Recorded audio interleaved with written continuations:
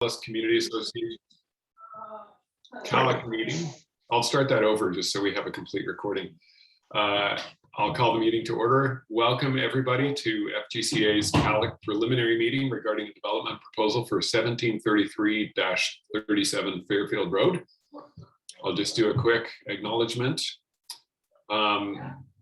On behalf of FGCA, I acknowledge the ancestral, traditional, and unceded Aboriginal territories of the Coast Salish people, and in particular, the Wasanic and Lekwungen, on whose territory we work, live, and play.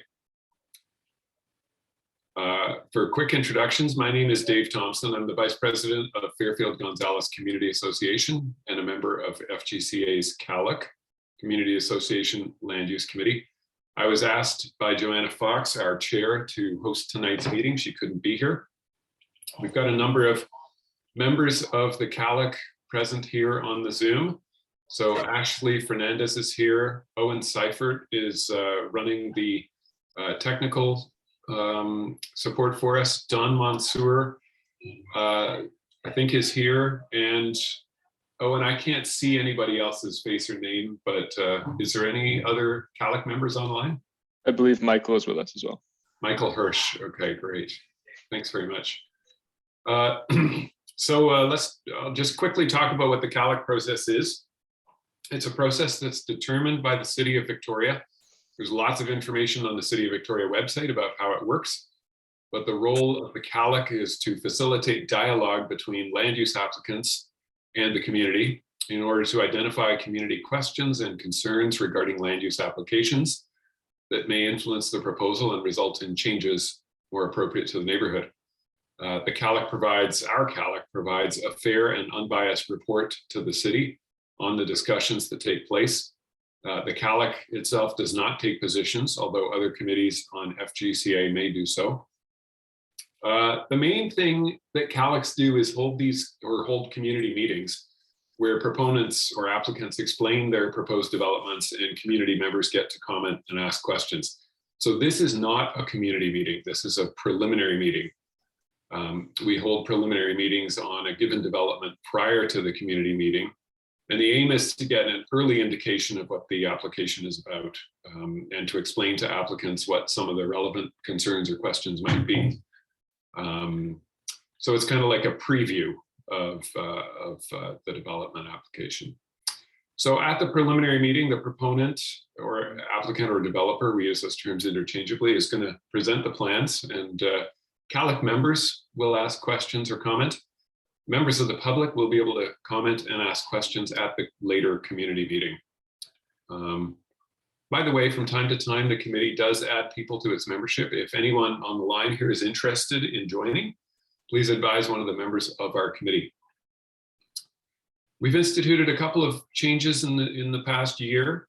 In order to improve opportunities for participation, we record all the meetings, we post the videos of the meetings, and we invite comment by email, as explained on our website. We also ask proponents to discuss how their proposal addresses the climate emergency and the goals and targets of the City of Victoria's Climate Leadership Plan. Again, that's explained on our CALUC website. So this meeting is only one step in the larger process of applications and approvals. We don't make decisions. Plans of developers or applicants do change. So if this particular application is important to you, you may want to stay involved throughout the whole process, which generally takes several months and into years for a rezoning or OCP amendment application. Some ways to stay involved are to watch our website, the CALUC website, sign up for emails from FGCA, and watch to see if a development is coming to a CALUC community meeting. That's the second stage meeting that I mentioned. Watch the city's development tracker website to see if an application does subsequently get made, and provide input in various ways to the city. And this can be writing to staff or council, presenting to council, etc. And you can find out those details on the city's website. So the format for today's meeting: the developer is going to present for 10 minutes.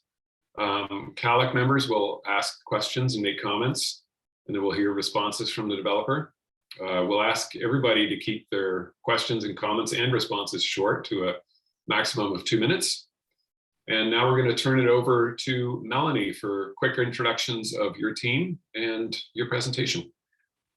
Awesome. Thanks so much, David, and all the members of the CALUC for having us. I have a slide where I'll do intros. So yeah, just really excited to be here tonight with you all and share more information about our proposed development at 1733-37 Fairfield. First, I'll start with the land acknowledgement. I know you did that too, but we acknowledge with respect the Lekwungen peoples on whose traditional territory the property stands, and the Songhees, Esquimalt, and West Saanich peoples whose historical relationships with the land continue to this day. With us here tonight, we have myself, Melanie Ransom. I'm the Communications and Engagement Manager here at Arise. You'll also be hearing from Chris Quigley, the Director of Development on our team, and Greg Demant, Principal at Cascadia Architects. We've broken down tonight's presentation into 3 key sections. So we'll be starting with some more high-level area context to give an overview of the subject site, nearby amenities and transportation. Then we'll be sharing the overarching project pillars that our proposal is responding to. And then lastly, Greg from Cascadia will provide more detail around our proposed development. There's lots to cover today, so I'm going to get going, but yeah, we're hopeful for a follow-up community info session later on in March or around then, where we can share some more robust information and details regarding our proposed development. So stay tuned for more information on that for those of you listening in. As for the project team, we have Arise, which today you have Chris and I, but as a whole, we're an integrated home building, development, and urban planning team, really just committed to increasing the quality of homes across Victoria.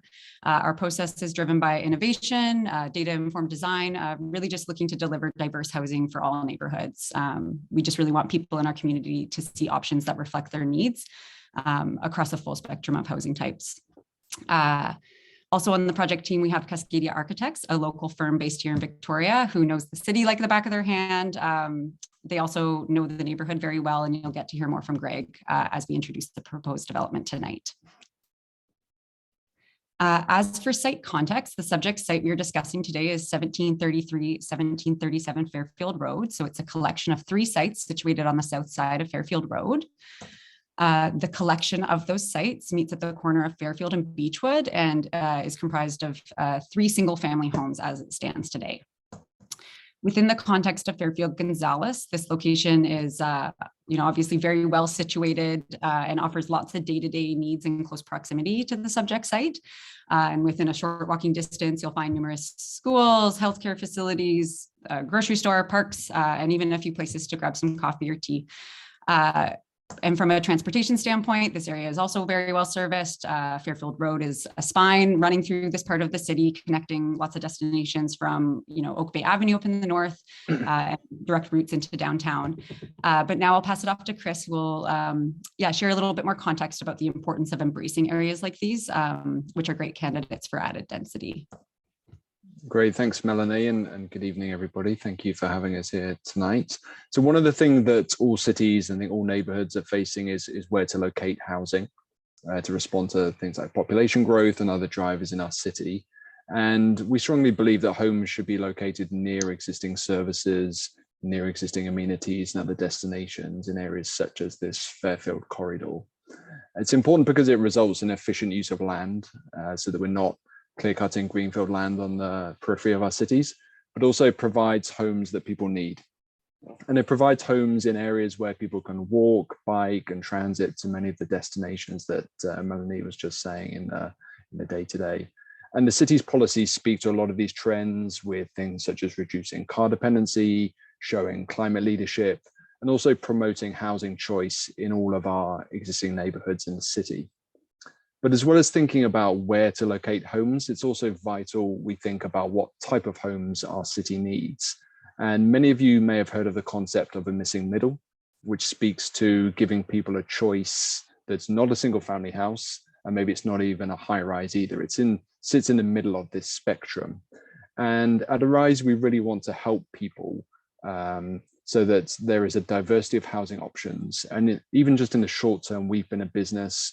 We've worked on duplex schemes, we've worked on mid-rise apartments, and most recently we've worked on the Rodo townhouse developments, all within this bracket of the missing middle. And it was during the development of the Rodo project that we heard from a lot of people in the area and realized that people want to stay living in Fairfield Gonzalez, but they couldn't find a home to meet their needs. So that was a real strong driver for us as to why we wanted to bring forward this project. And we're introducing this project, which is a 3.5-story condominium building that aims to provide a mix of homes that directly responds to what we think is a gap in the market. And to give you a bit more behind the rationale, I'll hand back to Melanie to talk about some of the project pillars. Thanks, Chris. Yeah, so bringing to our project pillars here. So these are really the defining elements that our proposal has responded to. So first off, we have diverse housing. As Chris was saying, we take our role seriously in addressing the housing challenges that we hear about in the city, and namely while working on Rodo, we heard from many folks who want to right size that staying in a large single family house or multi-level townhome wasn't a viable long-term option for them. And it was during this time that we engaged with many Fairfield Gonzalez residents, some of who have already contacted us through early engagement of this project, but people who were seeking a right sizing option, but it needed to be a single level space, a home that could provide not only the opportunity to age in place, but allow them to stay within the Fairfield Gonzalez community while doing so, as they've been here for many, many years. And so it was through hearing these stories that we wanted to develop a project that responded to those needs. Then as the second pillar, we have thoughtful design, which, on one end speaks to the opportunity for purpose-built and purpose-designed spaces, like in this instance, where we have feedback from the community in terms of where we see gaps in housing diversity for those seeking right-sizing options, but it also speaks to our overarching design approach, which Greg will speak about more shortly. And then lastly, we have the final pillar, which is protecting green space, which speaks to an incredibly unique and what we feel is a really exciting opportunity for how this project is going to also add value to another piece of land in our community, and has really been a driving element for the proposal that we're going to be sharing today. So the green space that we're referencing is Abkhazi Garden, which is known as a celebrated community amenity with just over 60,000 square feet of garden space and home to a renowned heritage house. So Abkhazi Garden is known for offering volunteer gardening activities, public green space access, and of course, the beautiful tea house, that experience that's run by local restaurateurs. Many of you may recall in 2000, Abkhazi Garden made headlines as the property was threatened to become a townhome development, but was instead purchased and protected by the Land Conservancy of British Columbia. They're a nonprofit charitable land trust. And so even though that redevelopment was not realized, thanks to the efforts of community members and the Land Conservancy, the land at the garden actually is still zoned for townhomes today, meaning that the threat still theoretically exists to this day. So the Land Conservancy's desire to protect this green space has brought forward what we are excited to share is a collaborative partnership between the TLC and Arise in the form of a density transfer. So this density transfer will officially protect the valued green space at Abkhazi Garden, preserving a community amenity, while also giving the opportunity to respond to the need of adding much needed multifamily infill housing in a neighborhood that has room to grow for all those reasons that we were referencing above around the right places for the right homes. Chris will now explain a little bit more about what a density transfer is, as I realize that may be a new concept for some. Great, thanks, Melanie. So a density transfer might seem like a new concept, but it's actually quite a common tool in many North American cities where heritage buildings or heritage land, things such as churches or other buildings in our cities, can sell their development rights in order to protect their heritage status. And those zoning rights in the form of density and floor space can be realized by someone else. So it's a bit of a win-win situation where a valued asset like Abkhazi Garden can be protected, a piece of land or a heritage building gets that protection, reduces the threat of redevelopment, and that those development rights or that floor space, that density can be realized in a more appropriate location. So in this instance, as Melanie was outlining just then, the Abkhazi Garden is an important asset to the public and to the city at large. It's acting as what we call the donor site. So it's donating almost its development rights through this unique partnership with Arise. And the land at 1733 to 37 is what's called the receiver site. So receives those density rights as part of the partnership. Technically, the Abkhazi Garden would be downzoned, so it would go from a townhouse zone down to a zone that protects the current open landscape as well as the tea house, and ensures those activities can continue to function. And then the development rights get transferred or is upzoned to the site we're talking about tonight. It's also worth sharing that the total available development rights on Abkhazi Gardens is getting close to 35,000 square feet. All of that space is not going to be transferred across to the site in question tonight. We're actually only using less than 30% of that density, with the balance of that space being released and secured as financial donation for the non-profit on the garden. So with all of this context in mind, with information we've provided about the location, the type of homes we think there's a gap in the market for, as well as the context around the Abkhazi Garden, I'm going to hand over to Greg now from Cascadia Architects, who's going to talk us about how we've taken those project pillars and landed them with a design for this site. Great. Thanks, Chris and Melanie. I'll just add to my co-principal here at Cascadia Architects, Peter Yuan Connect, is with us this evening as well. In the interest of time, I will do this presentation. It's quite brief, but then we're both available for the question period. So this is just to reorient you to the site a little bit, zoomed in again, corner of Fairfield and Beechwood Avenue. And Melanie, if we could see the next slide. So in terms of the amount of floor space that and the building typology that Arise has asked us to look at, it relates to being basically a 3 to 4 story apartment style building. And if you take that in its typical configuration and just place it on this site, and we're talking about having 2 units either side of a common corridor, your kind of typical apartment layout, it would take up the center of the site, much like this.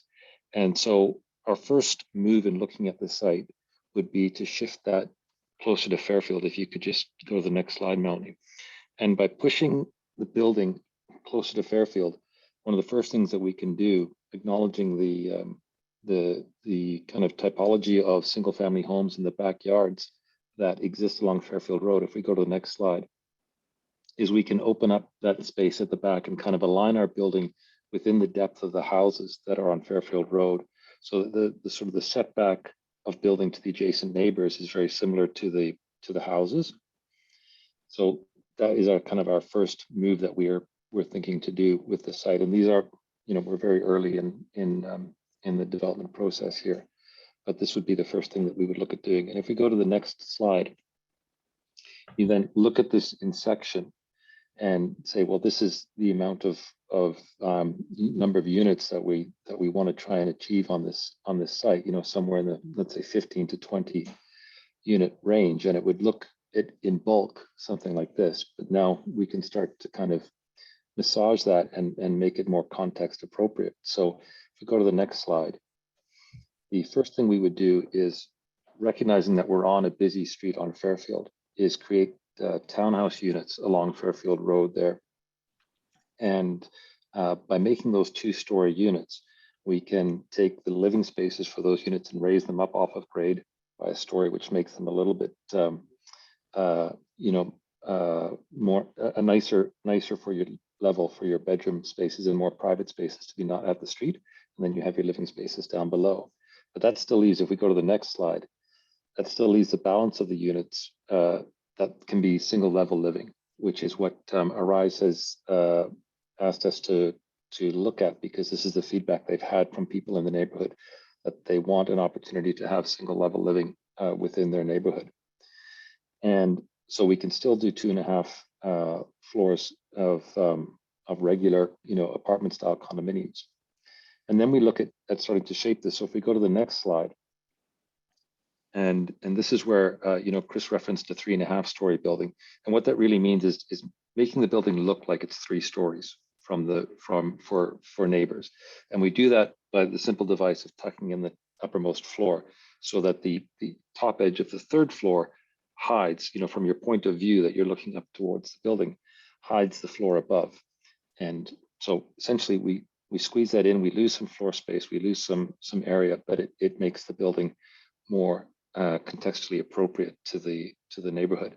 And then if we go to the next slide, we then would actually start to shape that roof line as well into something that's more recognizably residential and more fitting to the neighborhood, having a sloped and peaked roof line. And so this is how we are thinking that we will shape the building to achieve that balance between making enough units to justify the demand that's there, and also to work with this density transfer that has to make sense for a rise, but to be contextually appropriate. And then the final thing that we're interested in with this approach is the idea that instead of going full underground, property line to property line, underground parking for this project, that will actually stay at grade with the parking, tuck it under the building and in a kind of an enclosed rear yard. And this has a couple of advantages for us. One, there's less disruption to the neighbors with a big excavation. Two, we can maintain the natural grade and soil conditions there, which means that we can grow trees to size. So we can reestablish and expand the tree canopy in this area, and those trees will also help to mitigate the relationship between the apartment building and the houses around. So we'd like to explore this idea of a surface parking in a walled enclosure at the backyard. And if we go to the next slide, we're just finishing up here. So some initial sketches of what this might look like. As you can see, it reads very much from Fairfield Road here. This is the corner of Fairfield Road and Beechwood as a 3-story building with a partial 4th floor tucked in the roof line of the building. You see those 2-story units along grade, and then what reads like the single floor of units above. If we go to the next slide, this is just an idea of the kind of materiality that we'd like to look at, which is a parged brick. It's like a heavy painted brick at the lower 2 floors, which we think would play very nicely with the Montague Court and have a kind of a contextual reference there to the white stucco of Montague Court. And then the 3rd floor is treated with this roofing material, this metal shingled style roofing that again, helps to create that impression now even of a 2-story building with a 3rd floor that's in the roof line. And so we think that this is a way that we can treat the architecture of the building to make it contextually, more appropriate to the neighborhood. I think we have one more slide, and this is the same. It's just looking at it from Beechwood Avenue, where you can see vehicle entry into that enclosed parking area, and the 3 stories, and still the 4th hidden from view by the fact that it's set back.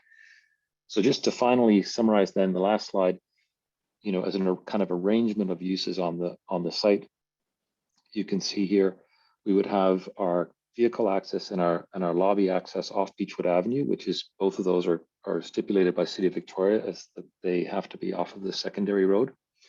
The bulk of the units would be along Fairfield Road with townhouse units at grade and then the single level units above. We would put our service zone of mechanical and electrical room and storage and bikes and things like that behind those, and then the parking at the back. And we would maintain the landscape buffer at the property line to the rear. And as I said, we're going to be working with our landscape architect to look at adding some trees within the parking zone as well that can grow to size and again, contribute to the, let's say, to the visual peripheral view from the houses around. And that's as far as we've gotten to date. So Awesome. I'll hand back over to Melanie. Thanks so much, Greg. Yeah, so nearing the end of the presentation here, where we're going to open it up to questions to the CALUC. But before that, just wanted to quickly touch on where we're at in the development process. So yeah, again, this is a preliminary meeting, putting us at the very early stages of our development process. But again, we'll be hosting or leading a community information session towards hopefully the end of March. I mean, we'll see with the CALUC, where we would like to share more robust information and take some time for community questions as well. But please, if you have any questions, email us at community@arise.ca. And so now I'll pass it back to Dave, as I'm sure there's some questions to run through. Right, thank you very much. Can you guys hear me? Yeah. Yes. Okay, great. The reason I ask is because I had an internet cutout on all my devices and only caught part of the presentation. I was able to log back in on my phone. So my apologies for that. Why don't we go around the table? Ashley, do you have any questions or comments? Thanks, Dave. Thanks for that presentation, for just walking us through. I have a couple of questions. I'll just start with the first one. What is the intended space of these units? If you are planning 15 to 20, like what would be the square footage, or how big are they going to be? To be determined. I think, we're probably going to be in that sort of 2-bedroom as a typical range. And so we're probably looking anywhere from, 750 to 1,000 square feet, and maybe a couple a little bit over 1,000 square feet. Okay, thanks. And what is the income level? What income level are you planning to target with this housing? Is it going to be a bracket of people earning 100,000 over, 100,000 less, or 150,000? What is the in bracket range which would be able to afford these apartments? Yeah, I can maybe speak to that, Ashley. Thanks for the question.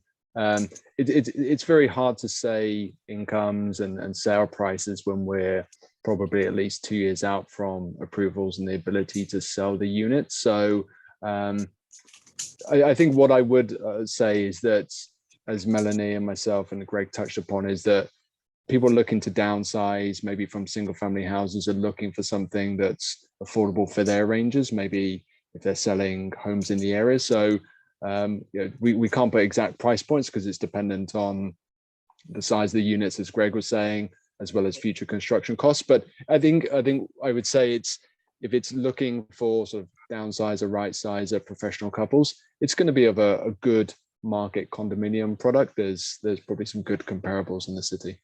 So is there a range where you'll have thought of, like what range it would sell for? Not at this moment, no. We can't really put exact prices to it. And you had mentioned about this property will be able to save Abkhazi. So I was not clear on how does this property save Abkhazi? What's the linkage? Probably if you could help clarify or give us some context on it. Yeah, I think there's two ways, and Melanie, feel free to add on. I think that there's two ways in how it protects and saves Abkhazi. One is the financial donation that Arise is making to the Land Conservancy, so that supports their current and future efforts in the costs they incur in operating the land. So that's a financial stimulus to them. And then the second way that it protects Abkhazi Garden is that the density transfer down zones the existing land. So it loses its town housing status and actually changes zone to become a zone determined by the city, whether it's sort of open space or green space with the tea house facility there with heritage protection. So both from a zoning standpoint, but then also from a financial business standpoint, there's two ways that the garden's protected. Melanie, I don't know if you wanted to just add on anything to that. Yeah, no, I think you hit it there. Just the aspect too around the heritage designation being a really key piece for them. Speaking for the TLC, in that, just an opportunity for the space to be focused on its intended use and remove the opportunity of any future prospecting around it being a townhome development. I think we all know that we want to protect it as it is today. It's a beautiful space. So.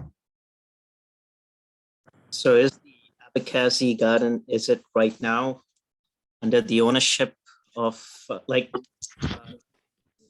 I'm just not clear, like, is it being owned by another? Yeah, it's currently owned by the Land Conservancy. So back in 2000, they purchased the land when it was originally. So if we go back to which slide, this slide here. So this rezoning application here on the left-hand side, and this news article here from January 2000, which tragic that it says published more than 22 years ago. But yeah, so this was actually when the Land Conservancy purchased and protected the property originally. But even though that process took place, it didn't actually remove the zoning from the land. I don't know if Chris, you have anything else to add to that?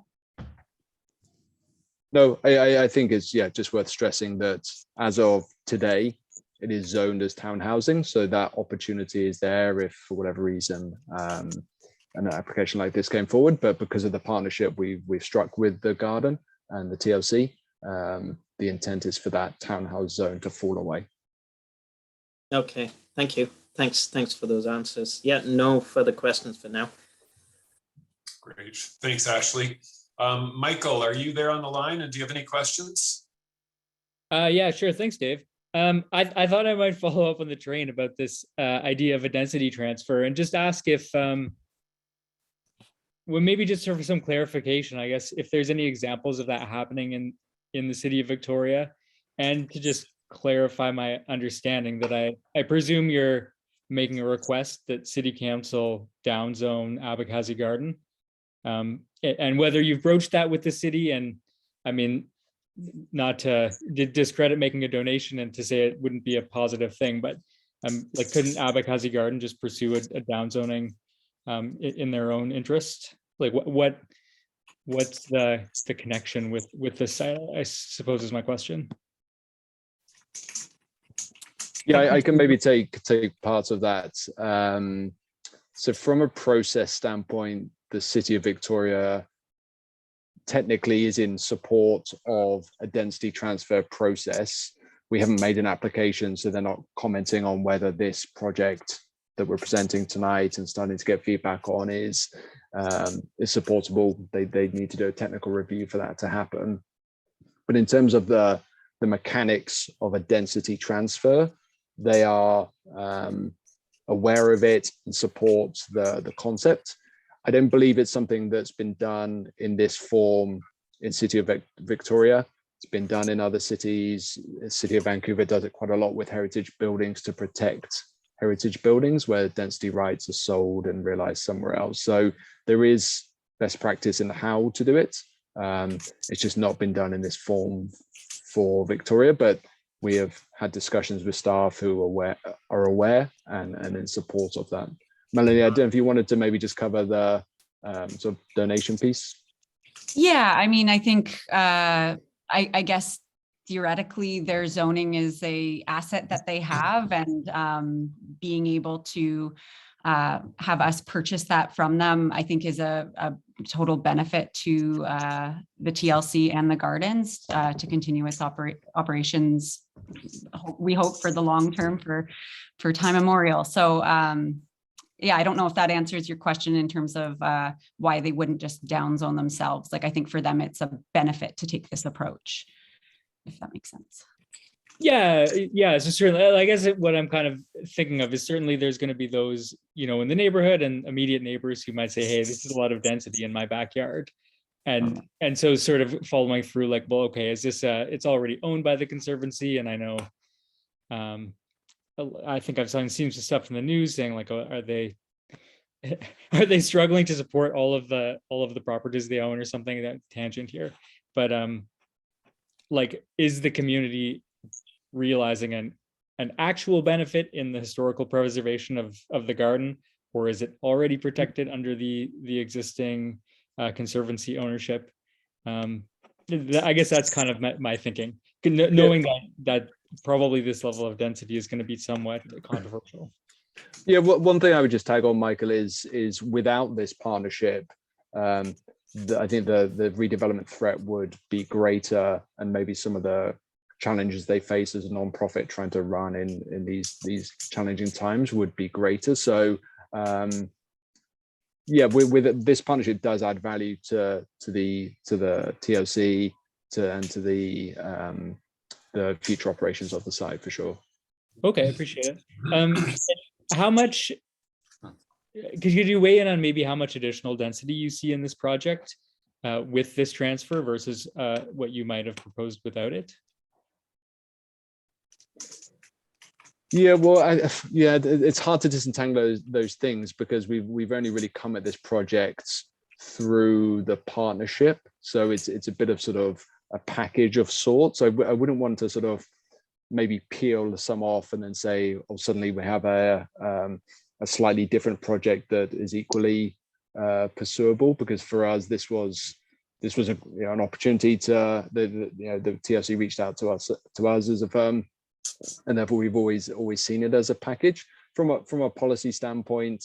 The current policies, which 10 plus years since they were drafted, but they talk about sort of a certain floor space for this site. The density from the Abkhazi Gardens layers on a bit more on top of that, but I would kind of see it as a package which tries to balance both taking some of those townhouse rights, density rights from Abkhazi, but also speaking to the need for single level living, trying to provide some housing diversity and choice on this site. One of the things that we saw from the Rodo development was that there is a big demand for townhousing, but there's also a gap where people think there's something else needed.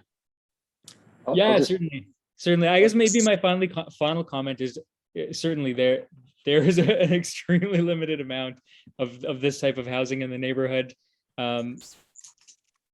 Yeah, my take is certainly I think the design attempts to blend in with the single family neighborhoods more so than like a 4-story building you'd see like in Cook Street Village, or like the 4-story condo there at the corner of Oak Bay Avenue and Fowl Bay. I forget the name of it now. The one with the coffee shop on the corner and the Domino's. But those are pretty substantial structures in major villages. So I could certainly see that being a controversial aspect of this proposal. And I'll leave my questions there and turn it over to the next folks. Great, thank you, Michael. Owen, do you have any questions or comments? Sure, yeah, thanks, Dave. I maybe just have 2 quick ones, and it being where it's at in the process, there might not be answers to them. The first would just be to understand what the request will be of the city. Is it rezoning to a site-specific zone? What I'd imagine it would be. And then just a little bit of discussion of what some of the amenities and key considerations for the actual design of the site will be. I saw a few things as we flicked through the slides, but what some of the considerations around accessibility might be, or amenity space on site for residents, bicycle parking, electric vehicle charging, all those kind of things.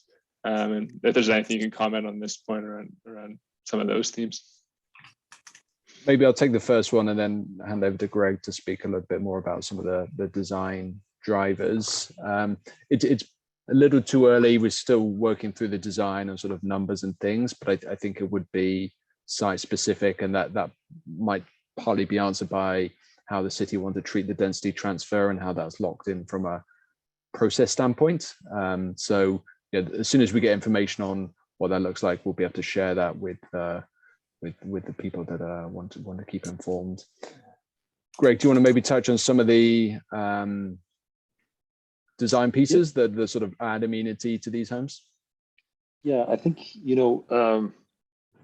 there's a number of things, and the city of Victoria is actually very proactive in actually, requiring many of the amenities that we would be considering anyway.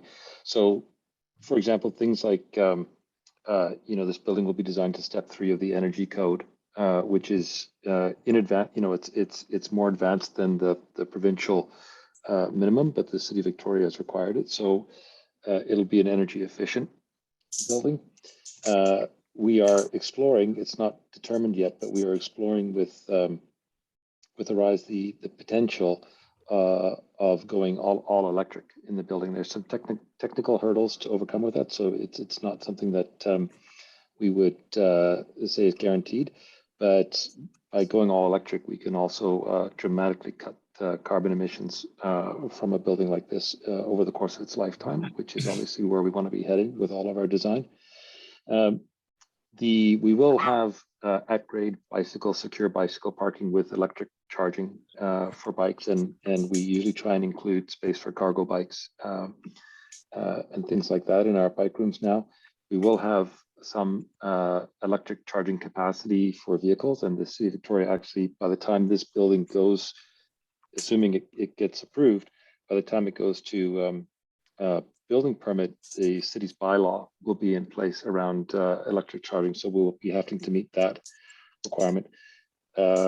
We will, I'm sure, be looking at providing outdoor amenity space for residents in the building, as well as probably an indoor gathering space as well. Many of the amenities then come from its proximity to services, to transit, to places like Gonzales Bay, and so on. Right, that the neighborhood itself is a very amenity-rich neighborhood, and I think the idea of adaptable units as well is certainly something that we could, if the feedback is there, and Arise receives that feedback, that we could look at designing the units to be adaptable for future, renovation as accessible units. Good, thank you.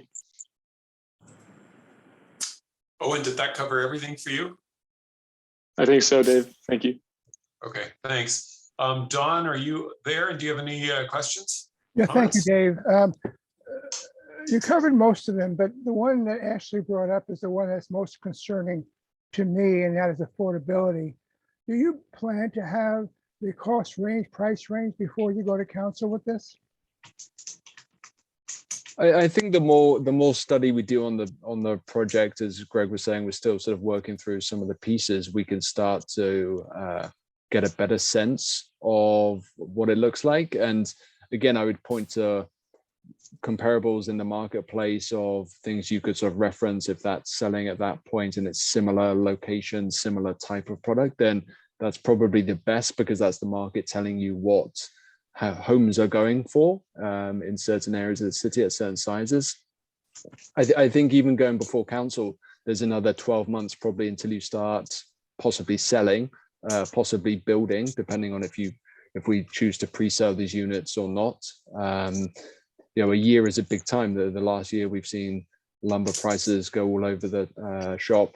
We've seen many other labor costs go up and down, etc. So I completely understand where the question is coming from yourself and from Ashley. And the more information we get, we can try and put that out into the public domain. But I definitely don't want to be misleading people and putting out price numbers where people get very attached to them, and then the world changes again with supplies, with labor, with delays in permitting or other things. So it doesn't come from a place of trying to sort of hide what we're trying to doing with this project. It is, we stand behind that this will be a good quality market condominium project. As a company, we've done lots of rental projects, we've done lots of affordable rental projects, we've done affordable home ownership as well. So we try and cover all of those different types of housing within our city, but I can't give specific numbers now, and I hope I'm not asking for the number now. My question was, when you prepare yourself to go in front of council, our job here tonight is to help you as much as you can to make the presentation when you come to the community and when you go to city council. And the question they always ask is, what's the cost? What's the affordability? What's the price? So all I'm asking is, when you plan, I know it's early now, but do you plan to have a number in mind when you present this to council, or you'll be telling them the same thing you told us tonight? Yeah, that's good feedback. It's good feedback as to there is a demand for that type of information. So we'll take that away and see how we can package that in a way that gives people some answers. Thank you. Yeah, thanks, Don. That's all for me. Thank you, Dave. Thanks, Don. And I'm just going to ask you, apart from me, is there anyone else on CALUC that has shown up? And where am I at? Am I the last one? I don't believe so. Ashley has his hand raised though. He might have another question. Okay. Ashley, why don't you go ahead? Thanks, Dave. Sorry, I just have a follow-up question with regards to what Michael had commented earlier. So with Abkhazi Gardens, would there be a formal agreement already in place regarding the support Abkhazi Gardens through this project, or will that be determined later through the City of Victoria? Yeah, we do have a formal agreement in place that's a part of this proposed development. So that is already in the works with TLC. Okay, thank you. Thank you. Thanks, Ashley. Okay, I just have a few questions. And again, my apologies for missing a chunk of the presentation because of internet problems. I think a lot of my questions were covered, and I look forward to looking at the written materials and the whole presentation so that I can actually see what I missed. So I'll apologize if I'm asking questions that were clearly covered in the presentation, but are there any resources that people can look at if they want to learn more about density transfers? How they work? For sure, yeah, we can make those available maybe through our website. We could through the project website, we could provide some links on policy done and maybe some good examples where it has been a win-win situation. So I think from tonight it's clear that it is a unique process and needs a bit of explaining. So yeah, that's good feedback. We'll make some materials available. That'd be great. If you're able to send us links, we can also put them up on our website because I know people will be curious. So apologies for missing this. I'm sure you covered it. What's the total number of bedrooms that would be in the project? I would say we're looking in the 15 to 20 units range on the site, depending on the final size of units. And that would be, at that number, sort of typically 2-bedroom units. Okay, so roughly somewhere around 24, no, wait a second. 24 to 40 bedrooms roughly. I think it's gonna be closer to 40 bedrooms if the majority of those are 2 beds.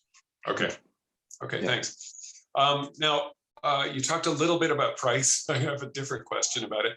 I assume that as a market project, the price when you are ready to sell, whether it's at approval stage or when they're built, is going to be whatever the market says it is. It's going to be based on supply and demand, as opposed to here's what construction costs and here's what land costs. Is that fair to say? It's just going to be the market price? Yeah, I think that's fair to say.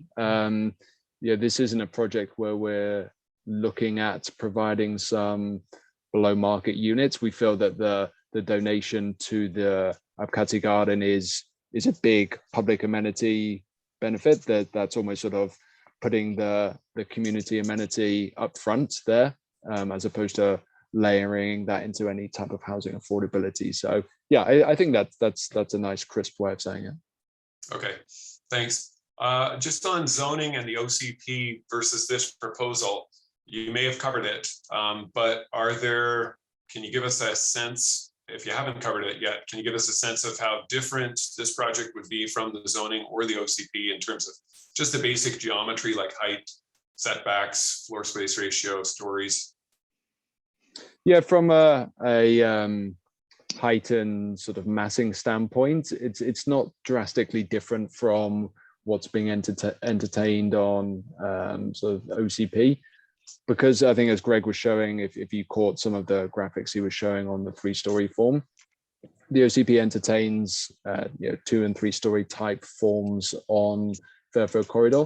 The Gonzalez plan talks about this being a traditional residential area, but in some of the draft work that was done a few years ago, talks about slightly higher forms in and around the spine of Fairfield. So we were still working through density numbers, etc. It will be above the 1 FSR that's sort of targeted in some of the OCP language. But again, that speaks to there's bonuses for bonuses for the heritage retention, as well as allowing the architecture to speak for itself in how it presents, as opposed to putting it in a slightly different form. Yeah, in terms of how we're approaching it as we start to plan it out, there's a number of precedents up and down Fairfield Road. There's a 3.5 story apartment building just opposite Hollywood Park, 2 blocks away, and there's another one at the corner of Richmond and Fairfield, and then a 4-story building at right beside Arise's office there, opposite the school, Margaret Jenkins. And in all those cases, and I've lived in that neighborhood most of my life, those buildings are just settled within the community, and they're comfortably located, and that's how we're approaching this. Is we're not really looking at it from the point of view of numbers, FSR numbers in particular, or anything like that, but rather how do we design something that can make a reasonable contribution to the housing stock and variety of housing stock in the neighborhood, but still manage to be within that envelope that those other buildings are, that they although they're bigger than their neighbors, they are not uncomfortable. Right. Okay. I know you're going to be asked this if you weren't already, or if you didn't cover it already, the impact on trees, mature trees, I should say. Yeah, so we will have there will be a tree survey, as part of the initial site work, and we'll establish, then from that, which if any trees would be impacted and which could remain. As I was saying in the presentation, one of the things that we feel very optimistic about with this approach is by avoiding an underground parking, we are likely to have far less impact on existing trees than a typical development would with underground parking, but also we'll be able to contribute some trees in our backyard, in that parking court, that will augment the existing stock of significant trees in the area. It's also worth adding the trees on site at the moment have been surveyed and are of poor quality, so there's an opportunity to replace those with much better quality trees in the locations Greg said, where they can really add value to not just the site, but also how they work with the neighboring buildings as well.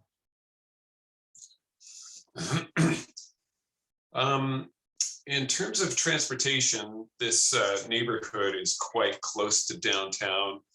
It's got a transit line running along it. There's a dedicated bike route a couple blocks away, I guess. It's even walkable downtown, as a lot of us know. What are you planning to do to reduce the number of cars that use the property and encourage residents to use alternative forms of transportation to reduce traffic? Yeah, good question, Dave. I think first principles is that just the amount of car parking we're provided encourages that more car-light lifestyle, where people are sometimes they're on that knife edge of should we get a second car, should we not? And I think having a development where we're likely targeting 1 parking space per unit, there might be a couple of units that have 2, maybe through some private garages, but the sort of working assumption is there would be 1 per unit. And I think that just by nature encourages people to not use cars for all trips. Greg touched on the bike room, again, being a building amenity that is something that people really value. It's not just a dark room with some hooks on. It's something that actually we really want to be stand behind as something that encourages cycling. So yeah, and I think also just the location of where we are, that by nature means people will walk, and we can look at some offsite improvements if there's some sidewalk upgrades, just to really help the perimeter on Fairfield be a nicer experience for pedestrians. Mhm. What about car share on site or nearby? Yep, good point. Something we can definitely look into. What's there today and what the demand would be, for sure. Okay. I can't think of any further questions at the moment. Anybody else in the CALUC come up with questions since you last spoke? Not hearing anybody jumping up. Owen, is there any hands raised? Not at the moment, Dave. No. Okay. Well, I guess that takes us to the end of it then. Was there any questions or that prompted thoughts or anything else you'd like to present before we close this part of the meeting? I don't think so, not on my end, Chris or No, Greg. I've made notes. Thank you all for the feedback, and yeah, we'll be considering this for sure as we develop. No, that was good feedback. Thanks, Dave. Yeah, Okay. thank you.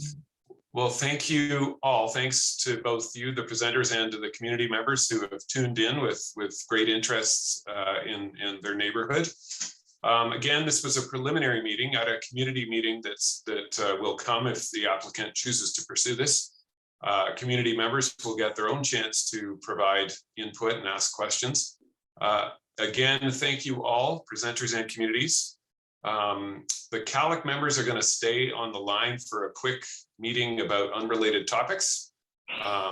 But I wish you all a great evening. Thanks. Thank you. Thanks. Thank you so much.